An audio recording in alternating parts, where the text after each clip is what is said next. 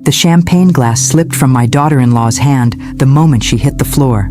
Jessica's mother, Helen, was convulsing on my marble kitchen floor, foam collecting at the corners of her mouth, and all I could think was, well, that wasn't supposed to happen to her. If you're watching this, subscribe and let me know where you're watching from. Before I tell you how I got to this point, let me be clear about something. I've spent 70 years on this earth, and I didn't survive a ruthless business world by being stupid. When someone tries to poison you at your own retirement party, you notice. Especially when that someone has been eyeing your bank account like a starving woman stares at a feast. 2 hours earlier, my kitchen had been full of laughter and celebration. I'd just sold my consulting firm for $23 million. Not bad for a company I'd built from nothing after my husband died 15 years ago. Michael, my son, had insisted on throwing this party. "Mom, you deserve to celebrate," he'd said, those sincere brown eyes of his working overtime. "Let Jessica handle everything. You just relax and enjoy." I should have known something was wrong when Jessica volunteered to play hostess. The woman who usually complained about loading the dishwasher was suddenly Martha Stewart incarnate, arranging flowers and polishing crystal like her life depended on it. Which, as it turned out, it probably did. The party was lovely, I'll give her that.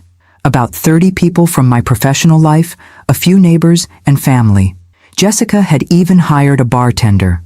"Nothing's too good for you, Sarah," she'd gushed, squeezing my arm with those perfectly manicured nails that cost more than most people's weekly groceries. I was making small talk with my former business partner when I saw it. Jessica, standing near the champagne table, glancing around nervously before pulling a small vial from her purse. My blood turned to ice as I watched her empty the contents into a specific glass, the one with the tiny chip on the rim that I always used at parties. Now, a sensible person might have screamed, might have called the police, might have confronted her right there. But I've learned that sometimes the best way to catch a snake is to let it think it's cornered a mouse. So I smiled, nodded at whatever my business partner was saying about market trends, and kept watching. Jessica picked up my doctored champagne and began walking toward me, her face a mask of daughterly concern. "Sarah, you look tired," she said, offering me the glass. "Here, have some champagne. You've earned it." I took the glass, thanked her warmly, and waited. About 10 minutes later, when she was distracted showing off her new tennis bracelet to the neighbors, I quietly switched glasses with her mother, Helen, who was standing nearby, looking rather lost without a drink. Helen had always been a bit scattered. Poor thing. She grabbed the nearest glass without thinking, the one I just placed next to her purse. Within 5 minutes, she was complimenting the champagne's interesting flavor and asking if I'd ordered it from somewhere special. The rest, as they say, happened rather quickly. I knelt beside Helen while Jessica screamed for someone to call 911. Her performance of shocked devastation almost convincing. Almost. The problem with being a murderer is that genuine panic and fake panic look very different when you know what to watch for. "What happened?" my son Michael demanded, pushing through the small crowd that had gathered. His face was pale, but I caught something else in his expression. A quick glance toward Jessica that lasted just a fraction too long. "I don't know," Jessica sobbed, clutching my arm. "She just collapsed. 1 minute she was fine, the next—" She gestured helplessly at her mother, who was now unconscious but still breathing. Thank God. The paramedics arrived within minutes. As they worked on Helen, loading her onto a stretcher, I found myself studying my son's face. 32 years of motherhood had taught me to read his moods like weather patterns. Right now, he looked like a man watching his carefully laid plans crumble in real time. "Which hospital?" I asked the lead paramedic. "St. Mary's. Are you family?" "Close friend," I said, glancing meaningfully at Jessica, who was too busy hyperventilating to notice. "I'll follow in my car." Michael stepped forward quickly. "Mom, you don't need to do that. We'll handle everything. You should stay here. Clean up from the party." How thoughtful. Keep the target at home while they figured out what went wrong with their little plan. "Nonsense," I said firmly. "Helen is practically family. I'm coming." I grabbed my purse and keys before anyone could argue. At the hospital, I made sure to stay close enough to overhear the medical staff's conversations. Helen's condition was listed as acute poisoning, cause unknown. The doctor mentioned something about plant alkaloids to the nurse, specific enough to make me think someone had done their homework on untraceable toxins. Jessica paced the waiting room, her designer heels clicking against the linoleum like a metronome counting down her anxiety. Michael sat rigidly in a plastic chair, his phone buzzing constantly with texts he seemed reluctant to answer. "This is just terrible," Jessica said for the 5th time. "Poor Mom. I can't understand how this happened." I patted her shoulder sympathetically. "These things are often mysterious, dear. I'm sure the doctors will figure it out." Then I added, almost casually, "You know, it's lucky she didn't drink much of that champagne. She only had a few sips before she collapsed." Jessica's step faltered almost imperceptibly. "Champagne? You think the champagne caused this?" "Oh, I'm sure it's nothing," I said with a dismissive wave. "Just an old woman's mind looking for patterns where there aren't any." But Jessica's face had gone a shade paler, and her hands were trembling slightly as she reached for her coffee. Michael was watching our conversation with the intensity of a hawk studying field mice. 3 hours later, a doctor emerged to tell us Helen was stable but would need to stay overnight for observation. The tests were inconclusive, he said, but whatever she'd ingested was slowly working its way out of her system. "Can we see her?" Jessica asked. "Family only, and she's sedated. Best to come back tomorrow." As we left the hospital, Michael walked me to my car. "Mom, maybe you should stay with us tonight, eh? After what happened, I'd feel better if you weren't alone." How considerate. Especially since Helen's little medical emergency had probably left them wondering if I suspected anything. The answer was yes. Absolutely I did. But they didn't need to know that yet. "That's sweet of you, dear, but I'll be fine. I have that new security system, remember?" I kissed his cheek and got into my car, watching in my rearview mirror as he and Jessica had what looked like an urgent, whispered conversation in the parking lot. Back home, I poured myself a real glass of champagne, from a fresh bottle naturally, and settled into my study. Time to figure out exactly what my loving family had planned for me, and more importantly, what I was going to do about it. I spent the night doing something I'd become quite good at in 45 years of business. Research. Not the kind you do with computers and databases, the kind you do with a clear memory and a suspicious mind. Helen's poisoning wasn't random, and it certainly wasn't an accident.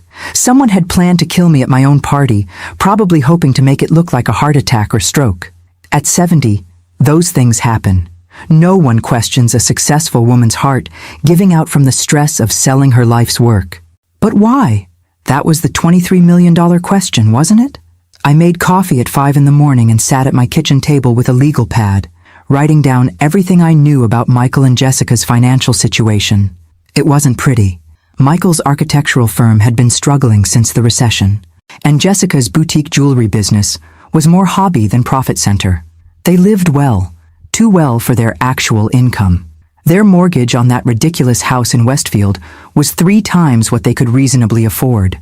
The BMW and Mercedes in their driveway weren't paid for. Jessica's shopping habits alone could fund a small country's education budget. I'd help them, of course. What mother wouldn't? A few thousand here and there when Michael mentioned they were tight some months. The down payment on the house when Jessica cried about wanting to start a family in the right neighborhood. Private school tuition for Emma when they insisted public schools weren't good enough. Looking at my checkbook records, I'd given them nearly $200,000 over the past 5 years. Gifts, I'd called them. Investments in their happiness. Never loans. That would have been tacky. But now I was wondering if they'd seen those gifts differently. Less like motherly generosity and more like advance payments on an inheritance they couldn't wait to collect. The phone rang at 7:30. Jessica, calling to check on me. "Sarah, I couldn't sleep all night thinking about you," she said, her voice heavy with concern. "After what happened to Mom, I just worry that maybe there was something wrong with the food or drinks. You didn't feel sick at all, did you?" How thoughtful of her to check whether her poison had found its intended target. "Not at all, dear. I feel fine. Have you heard anything more about Helen? The doctors say she should be able to go home today. They think maybe she ate something that disagreed with her before the party. You know how she is with her medications. She probably took something on an empty stomach." Helen Peterson was many things, but careless with medication wasn't one of them. The woman organized her pills like a military operation, complete with labeled containers and smartphone reminders. That's such a relief, I said. I was worried it might have been something at the party. That would have been terrible. Oh no, definitely not, Jessica said quickly. The doctors were very clear it wasn't food poisoning, just one of those things. Interesting how quickly she wanted to shut down any investigation into what happened at my house, almost as if she was worried someone might test the remaining champagne. After hanging up, I walked to my kitchen and looked at the bottle Jessica had opened for the party, still 3/4 full, sitting innocently on my counter. I wondered what would happen if I had it tested at a lab. Not that I needed proof for myself, I knew what I'd seen. But evidence might be useful later. My doorbell rang at 9 o'clock. Michael stood on my front porch holding a box of pastries from my favorite bakery, looking every inch the concerned son. "Thought you might want some breakfast," he said, kissing my cheek.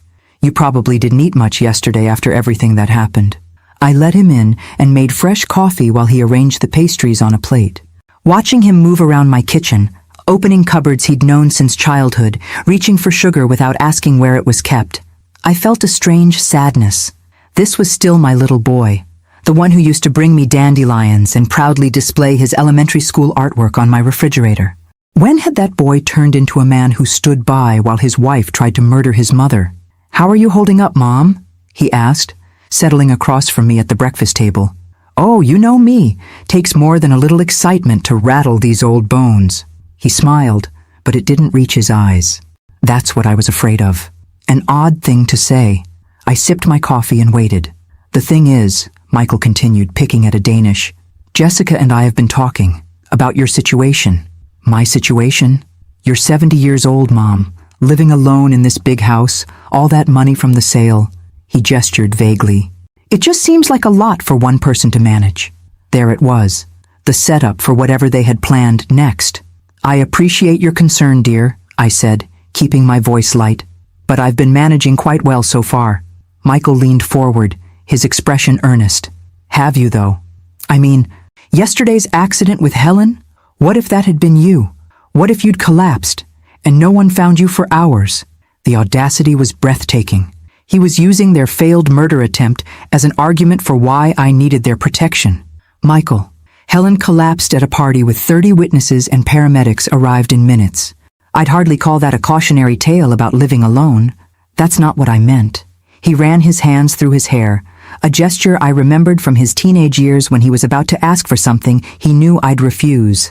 "Look, Jessica and I have been doing some research. There are some really nice communities for active seniors. Places where you'd have people around, activities, medical staff on site." Ah, the nursing home pitch. How convenient that they'd already been researching options for me. "How thoughtful," I said. "And I suppose you found something specific in mind?" "Actually, yes." He pulled out his phone and showed me a glossy website. "Sunset Manor. It's only 20 minutes from our house, so we could visit all the time. They have a golf course, a spa, cultural activities. It's more like a resort than a retirement home." I studied the pictures of smiling elderly people playing bridge and doing water aerobics. Everyone looked so peaceful and content, probably because they were heavily medicated. "The only thing is," Michael continued, "there's usually a waiting list. But if someone wanted to move in quickly, they'd need to pay the full entrance fee up front. It's significant, about $400,000, but it covers everything. Housing, meals, medical care for life. $400,000. That would make a nice dent in my liquid assets, wouldn't it? And once I was safely tucked away in Sunset Manor, who would have power of attorney over the remaining $22 million? Who would be making decisions about my care and my money?" "It sounds lovely," I said. "But you know, I'm quite happy here. This house holds so many memories of your father. Mom, Dad's been gone 15 years. Don't you think it's time to start a new chapter?" The gentle concern in his voice made my heart ache. If I hadn't seen what I'd seen last night, I might have actually considered his suggestion. My son, worried about his aging mother, wanting to make sure she was safe and cared for. It would have been touching. Instead, it was terrifying. "I'll think about it," I said finally. "It's a big decision."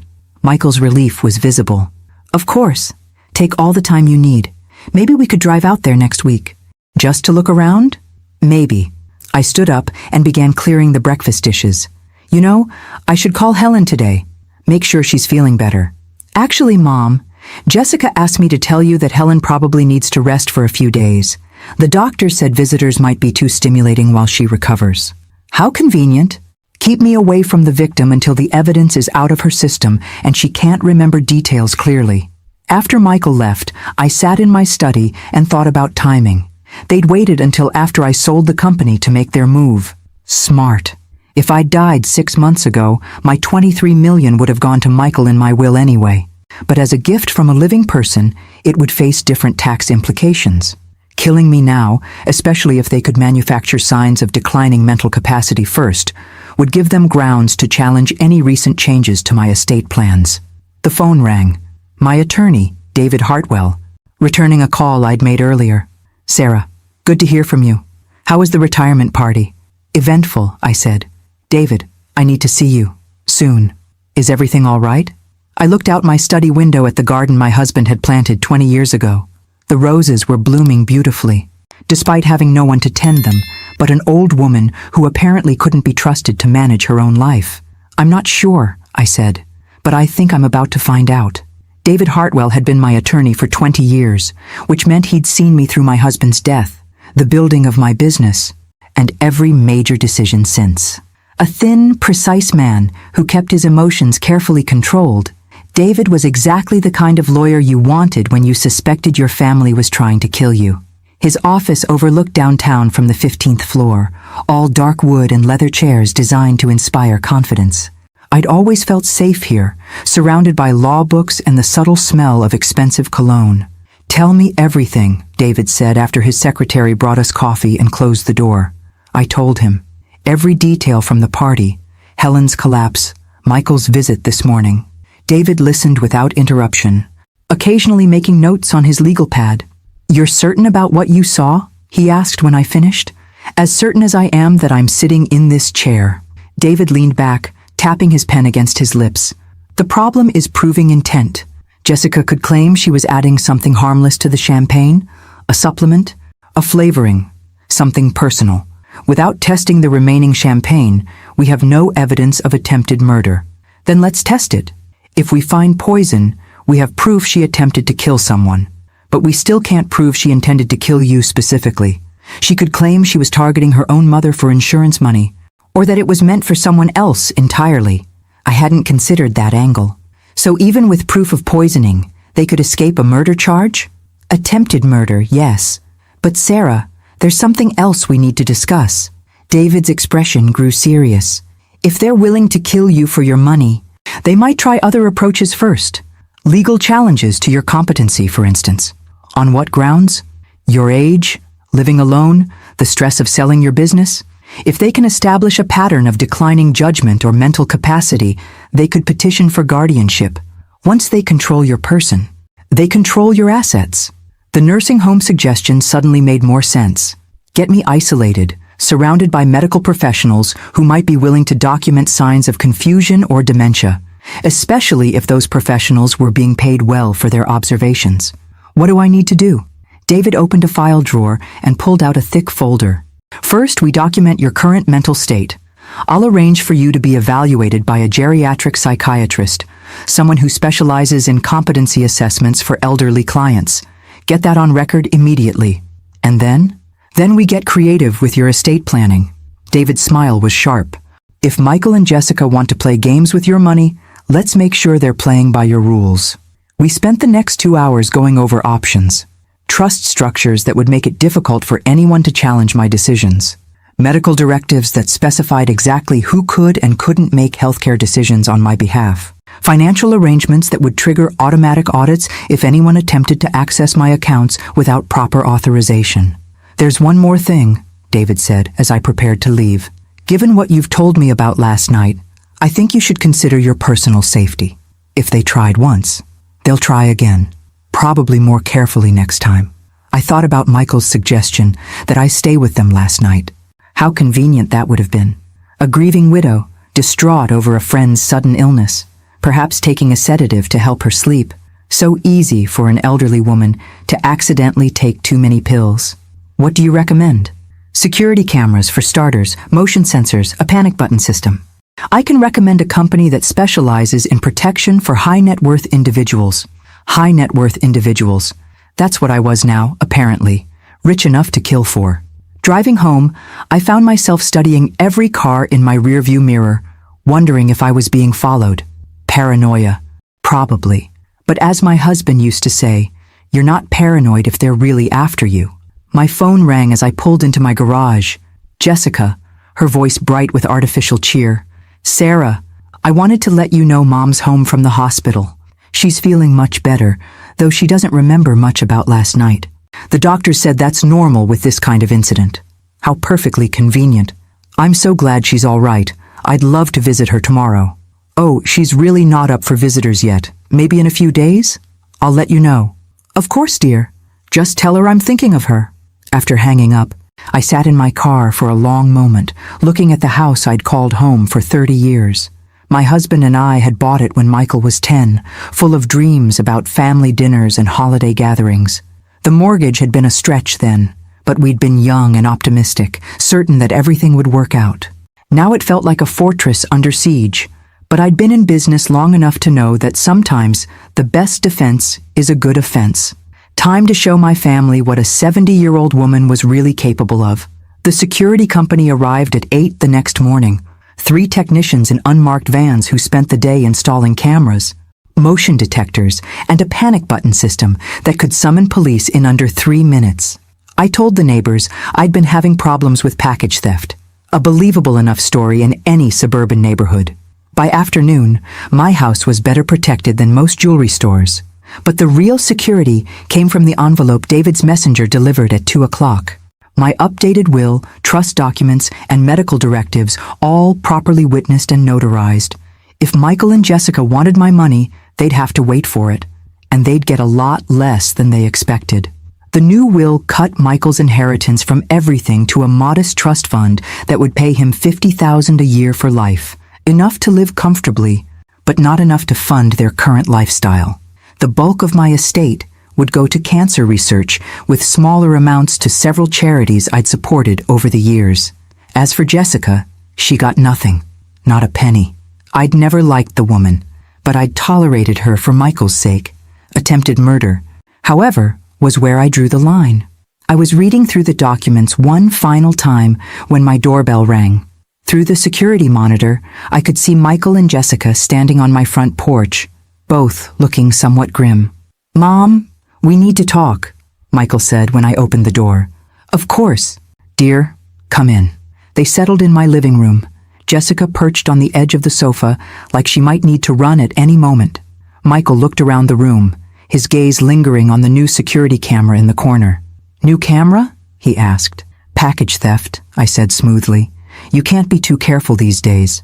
Jessica cleared her throat. "Sarah, we've been thinking about what happened the other night, with Mom's accident." "Yes? Well, it's just that we feel terrible about having the party here. If something we brought caused her to get sick..." She trailed off, dabbing at her eyes with a tissue. I watched this performance with professional appreciation. Jessica had clearly been practicing. "I'm sure it wasn't anything you brought, dear. But what if it was?" Michael leaned forward. "What if there was something wrong with the champagne, or the food, or..." "Mom, I'd never forgive myself if we'd accidentally put you in danger." Here it came. The setup for whatever they'd planned next. "The point is," Jessica said, "we think it might be better if we took care of you for a while, just until we're sure you're safe." "Took care of me how?" "Well, you could stay with us," Michael said. "Just temporarily, until we figure out what happened the other night." I let the silence stretch, watching their faces. Michael looked genuinely worried. He'd always been good at convincing himself his motivations were pure. Jessica looked like a woman whose mortgage payment was overdue. "That's very thoughtful," I said finally, "but I'm perfectly safe here." "Are you, though?" Jessica's voice took on an edge. "You're 70 years old, Sarah, living alone. What if something happens and no one finds you for days?" The same argument Michael had made yesterday. They were working from a script. "What if you have a fall?" Michael added. "Or a heart attack? Mom, at your age, anything could happen." "At my age," as if 70 meant I was already dead and just hadn't noticed yet. "You know," I said thoughtfully, "you're absolutely right. Anything could happen at my age. That's exactly why I spent the day updating my will. The temperature in the room dropped about 10 degrees. Your will? Jessica's voice was carefully neutral. Oh yes. It's amazing how a brush with mortality, even someone else's, makes you think about these things. I realized my old will was terribly out of date. Michael's face had gone pale. What kind of updates? I smiled at him. The same smile I'd used when he was 8 years old and I'd caught him lying about breaking my favorite vase. Oh, just some minor adjustments to reflect my current priorities. You know how these things go. The silence that followed was deafening. I could practically hear their minds racing, trying to figure out how badly their plans had just been disrupted. Well, Jessica said finally, her voice tight. I'm sure whatever you decided was for the best. I think so too, dear. They left shortly after, promising to check on me soon. I watched from my security monitor as they sat in their car in my driveway for 10 minutes, having what looked like a very intense conversation. Then Jessica made a phone call. I couldn't hear what she was saying, but I could see her gesturing angrily. Michael kept trying to take the phone away from her, and she kept pushing his hand aside. When they finally drove away, I poured myself a glass of wine and settled into my favorite chair. Tomorrow, I would implement phase 2 of my plan. But tonight, I was going to enjoy the first peaceful evening I'd had in days. After all, there's something deeply satisfying about watching your enemies realize they've underestimated you. The game was just beginning, and I'd been playing it a lot longer than they had. The next morning brought a visitor I wasn't expecting. Helen Peterson stood on my doorstep, looking pale but determined, clutching a small purse like a lifeline. Sarah, I need to talk to you, she said without preamble. It's about the other night. I invited her in and made tea, studying her face for signs of the poisoning. She looked tired but alert, certainly more coherent than her daughter would have liked me to believe. Jessica told me I had some kind of reaction to medication, Helen said, settling into my living room chair. But Sarah, I don't take any medications except vitamins. Haven't for years. Interesting. What do you remember about the party? Everything, until I started feeling dizzy. I remember the champagne tasting strange, bitter, almost metallic. And I remember seeing Jessica near the drinks table earlier, doing something with a small bottle. My pulse quickened. What kind of bottle? Like an eyedropper bottle, the kind you'd use for essential oils or other things. Helen's hands shook slightly as she set down her teacup. Sarah, I think my daughter tried to poison you. Why would you think that? Helen's laugh was bitter. Because she's been talking about your money for months, how unfair it is that you have so much and they struggle, how much easier their lives would be if something happened to you. The pieces were falling into place. Has she said anything specific?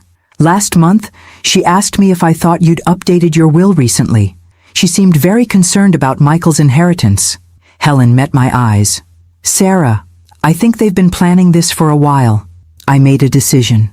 Helen deserved to know what her daughter had tried to do, and I needed an ally who'd witnessed their behavior firsthand. Helen, I saw Jessica put something in my champagne glass. I switched our drinks deliberately. The color drained from her face. She tried to kill you. And I almost died instead. Yes. We sat in silence for a moment, processing the magnitude of what had happened. What are you going to do? Helen asked finally. I'm going to give them exactly what they want, I said. Just not the way they expect to get it. Helen raised an eyebrow. What does that mean? It means your daughter and my son are about to learn that some games have higher stakes than they realized. After Helen left, I made a phone call to an old business contact. Patricia Williams ran a private investigation firm that specialized in corporate espionage and background checks. We'd worked together several times over the years when I needed information about potential business partners. Sarah Wilson. Patricia's voice was warm through the phone. I heard about your sale. Congratulations. Thank you. Patricia, I need a favor. A personal one. What kind of favor? I need to know everything about my son's finances, bank accounts, credit cards, loans, investments, everything. There was a pause. Sarah, are you sure? Sometimes family information can be uncomfortable. I'm sure. Give me 48 hours. While Patricia worked her magic, I implemented the next phase of my plan. I called Michael and asked him to meet me for lunch at our old restaurant, the place we'd celebrated his graduation from architecture school, his wedding, Emma's birth. He arrived looking nervous, constantly checking his phone. "How are you feeling, Mom? You sounded upset when you called." "I've been thinking about what you and Jessica said, about my safety, about planning for the future." His face brightened. "And?" "I think you're right. I think it's time to make some changes." Michael leaned forward eagerly. "What kind of changes?" "Well, I've been looking into Sunset Manor, the place you mentioned. I called them this morning." "That's wonderful, Mom. I think you'll really like it there. They do have an opening, but it needs to be filled quickly. Someone else is interested in the same unit." "How quickly?" "Next week. I'd need to pay the entrance fee by Friday to secure it." Michael's excitement was palpable. "That's not a problem, is it?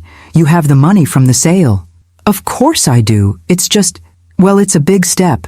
I thought maybe you and Jessica could help me with the paperwork. Make sure I'm making the right decision." "Absolutely. We'd be happy to help."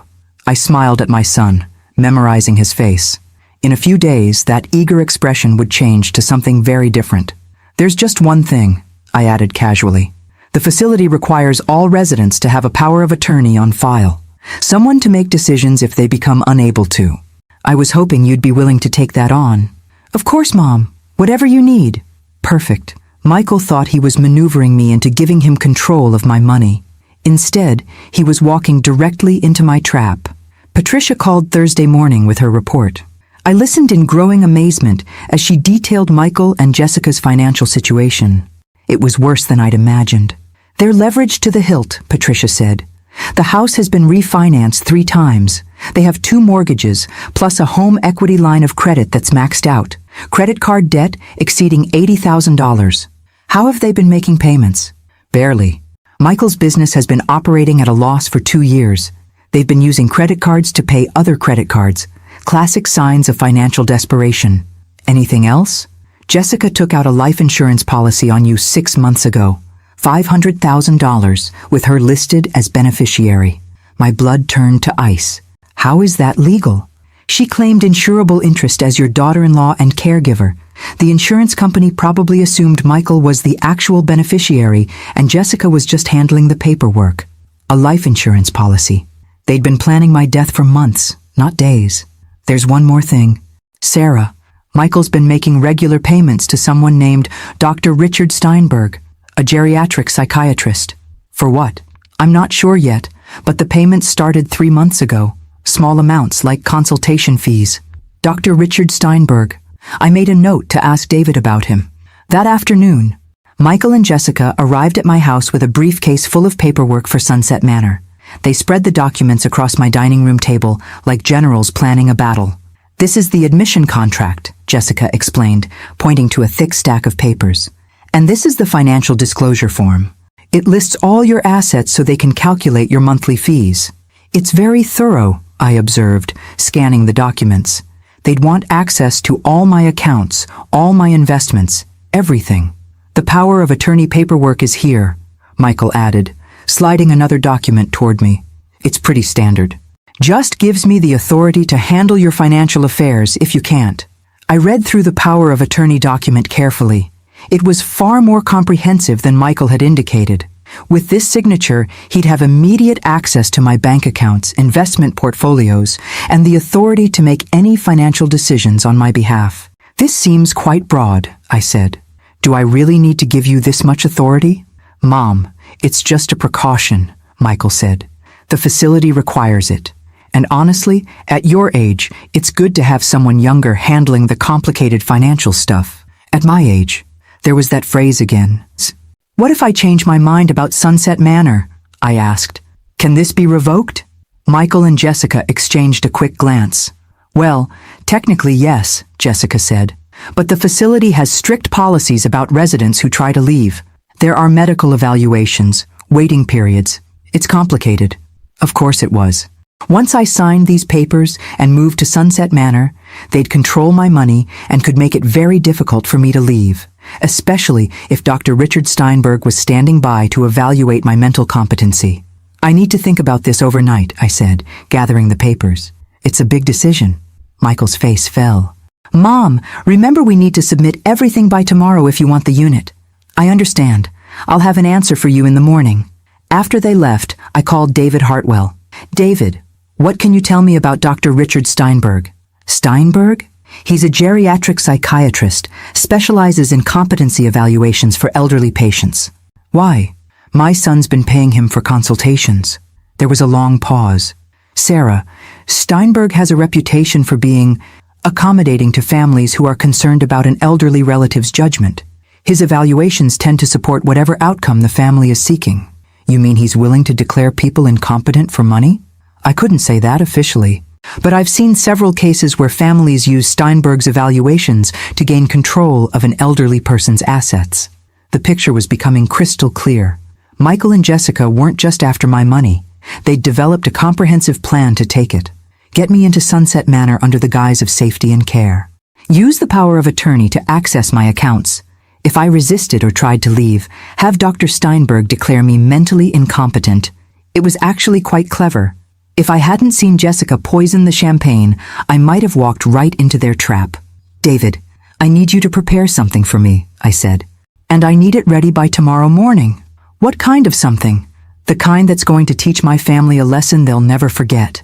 That evening, I sat in my study going over the plan one more time. Everything had to be perfect. Tomorrow, Michael and Jessica would get exactly what they deserved. But first, I had one more phone call to make. Friday morning arrived gray and drizzling, the kind of weather that made everything seem ominous, perfect for what I had planned. Michael and Jessica arrived at 9 sharp, both dressed like they were attending a business meeting, which in a way they were. Have you decided, Mom? Michael asked, settling into my living room with barely contained excitement. I have. I pulled out the Sunset Manor paperwork, now signed and notarized. I think you're right. It's time for me to start this new chapter. Jessica's relief was visible. Oh, Sarah, I'm so glad. Oh, you're going to love it there. I'm sure I will. And Michael, I've signed the power of attorney papers as well. Michael's hands actually trembled as he took the documents. This is the right decision, Mom. You won't regret it. I smiled at him. I'm sure I won't. We spent the next hour going over the financial paperwork. Jessica had a laptop open, furiously typing as I provided account numbers and access codes. Every few minutes, she'd share a meaningful look with Michael, like children who couldn't believe Christmas had come early. There's just one more thing, I said when we'd finished. I need to sign some additional paperwork with my attorney before the transfer is official. Something about tax implications for large financial transactions. Of course, Michael said. Do you want us to drive you to his office? Actually, he's coming here. David should arrive any moment. As if on cue, the doorbell rang, but it wasn't David Hartwell standing on my porch. It was Detective Lisa Morrison from the local police department, along with a colleague I didn't recognize. Mrs. Wilson, I'm Detective Morrison. We need to speak with you about an incident that occurred at your home earlier this week. Michael stood up quickly. What kind of incident? A suspected poisoning, Detective Morrison said, her gaze moving between Michael and Jessica. We understand there was a medical emergency here during a party? Jessica's face had gone very pale. That was my mother. She had a reaction to her medication. The doctors said it wasn't serious. Actually, Mrs. Wilson, that's not what the hospital reported.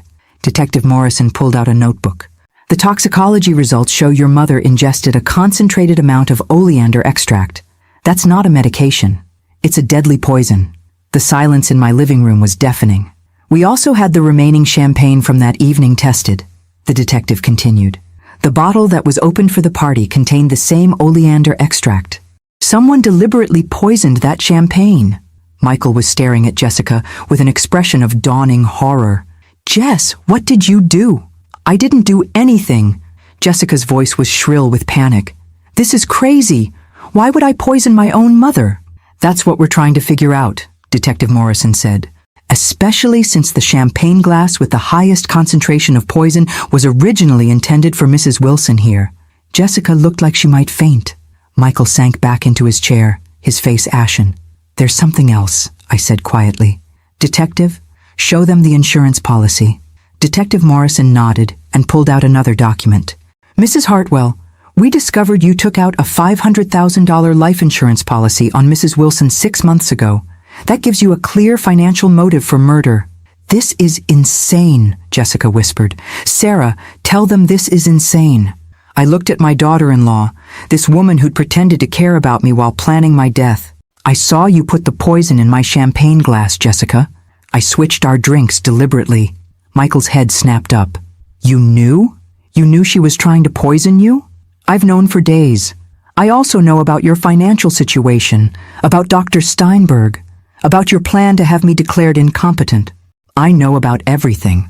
The power of attorney papers slipped from Michael's numb fingers. Mom, I didn't know about the poison. I swear to God, I didn't know she was going to try to kill you. But you knew about the rest of it, didn't you? The nursing home, the power of attorney, the plan to take my money. Michael's silence was answer enough. Detective Morrison stepped forward.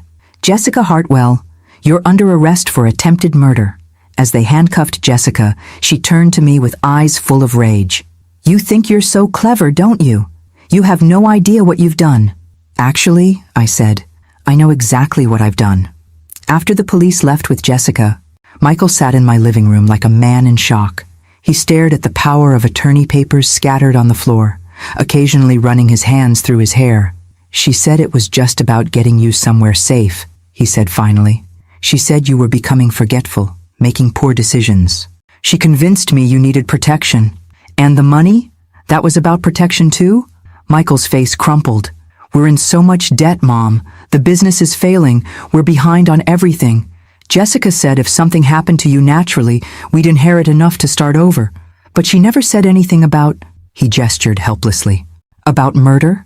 I thought we were just planning for the inevitable, getting things in place for when when I died of natural causes. How convenient that those natural causes needed a little help arriving.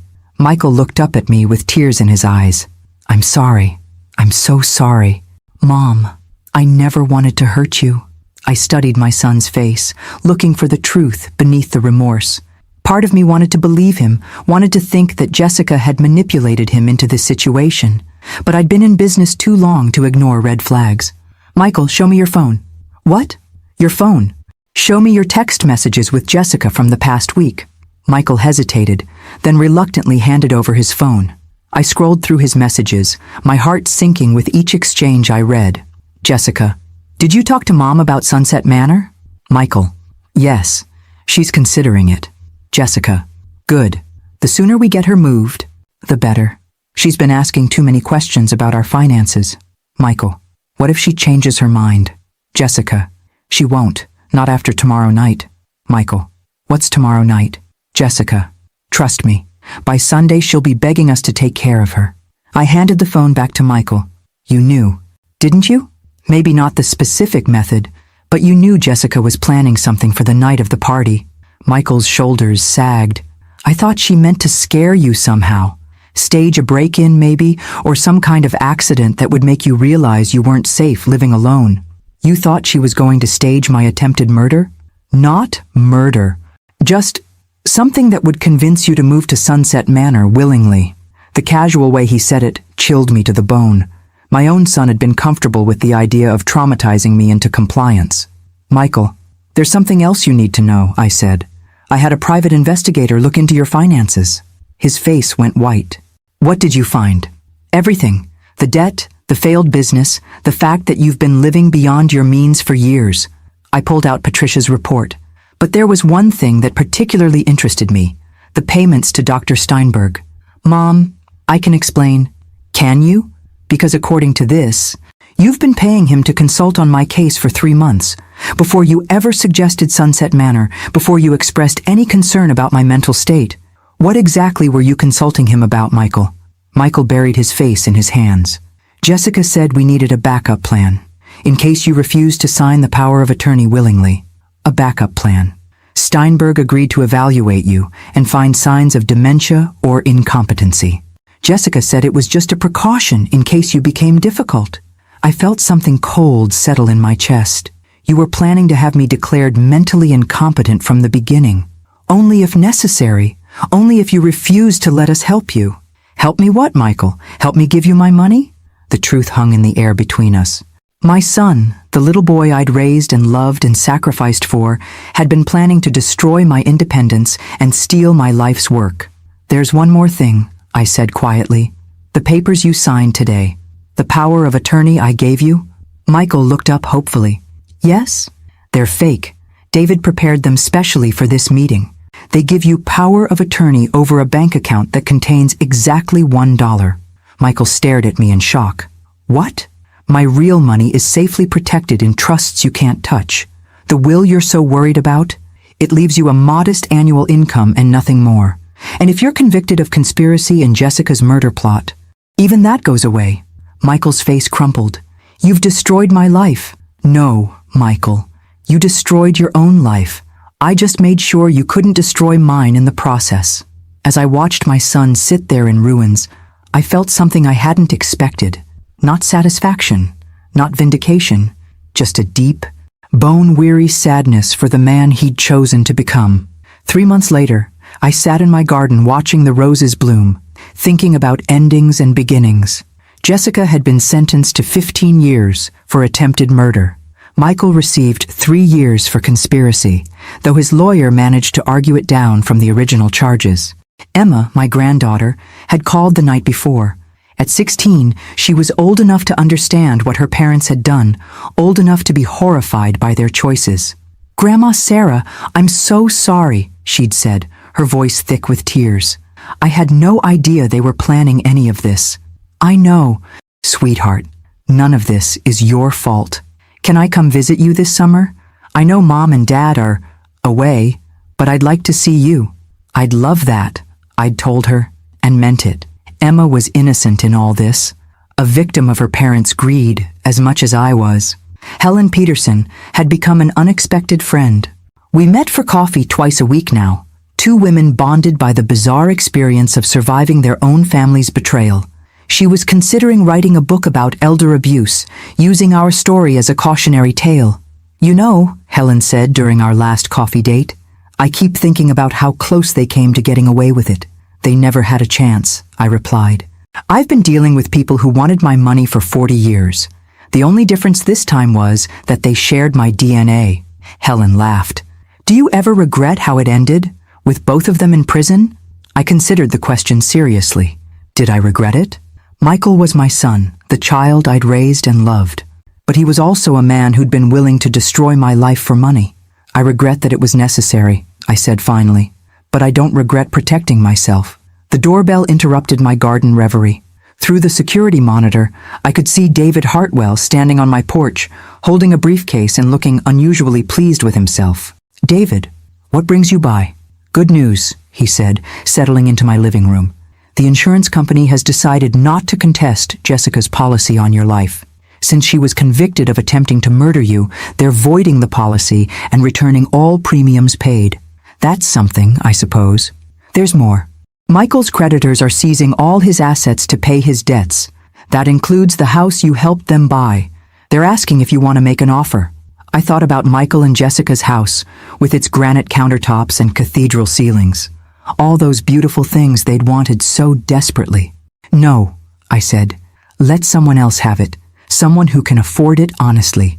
David nodded and pulled out another document. "The final item, your trust restructuring is complete.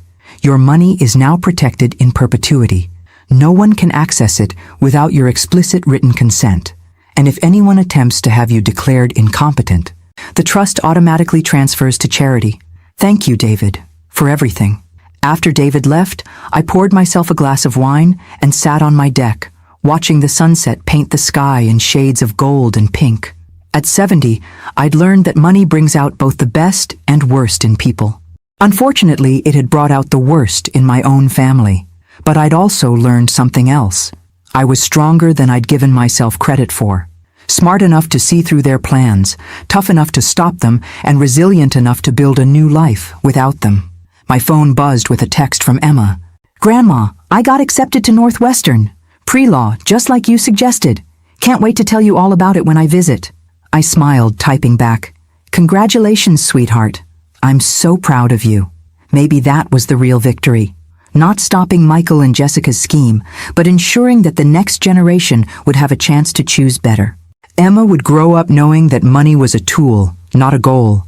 That family meant support and love, not exploitation and greed. The roses in my garden were blooming beautifully, tended now by a wonderful landscaping service I could easily afford. The house felt peaceful, protected by security systems and legal documents that ensured my independence. I'd started this story talking about a failed poisoning at my retirement party, but really, it was about something much more important, the difference between being old and being powerless. I might be 70, but I was far from powerless, and anyone who tried to test that theory would learn, as Michael and Jessica had, that underestimating a sharp old woman is a very expensive mistake. Sometimes the best revenge is simply living well and making sure the people who wronged you don't get to enjoy the fruits of their schemes. I'd done both, and I'd sleep just fine knowing it. After all, at my age, a good night's sleep is worth more than all the money in the world. The fact that I had both was just a bonus. Thanks for listening. Don't forget to subscribe and feel free to share your story in the comments. Your voice matters.